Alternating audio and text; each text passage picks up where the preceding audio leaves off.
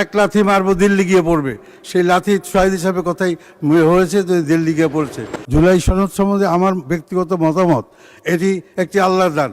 আল্লাহ হাসি রেখে সরিয়ে দিয়েছে আমাদের উপরে।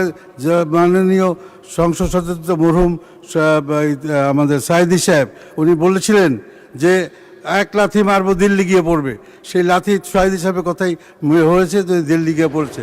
এখানে আমরা যে করেছি, অনেক কিছু করেছি, যারা আজকে শহীদ হচ্ছেন তাদের জন্য আমরা মাগফিরাত কামনা করি, সত্যি কথা। কিন্তু এই ঘটনাটা ঘটার পেছনে আল্লাহর রহমতই ছিল সবচেয়ে বেশি, কারণ লক্ষ লক্ষ মানুষ রাস্তায় নেমেছে। সব তো ছাত্রদল ছিল না, শত শিবির ছিল না, সব তো বিভিন্ন দলের লোক, বিভিন্ন লোক সবাই রাস্তায় নেমে এই দলটি, এই দেশটাকে স্বাধীন করেছি আমরা। জুলাই সনদ, কারণ জুলাই নিয়ে আমি আশা করি আমরা দুই পক্ষ বসে সুন্দরভাবে সমাধানটা করব, সেখানে যেন আমাদের কোনো মতৈক্য না থাকে। আজকে এর দিকে তাকালে মনে হয় আজকে জাতীয় আপনাদের জামাতের কথাবার্তা শুনে অনেক সময় মন খারাপ হয়। আজকে যদি এখানে শহীদ মুজাহিদ সাহেব থাকতেন, নাজিম সাহেব থাকতেন, তাহলে হয়তো এই ভাষা অন্যরকম হয়ে যেত।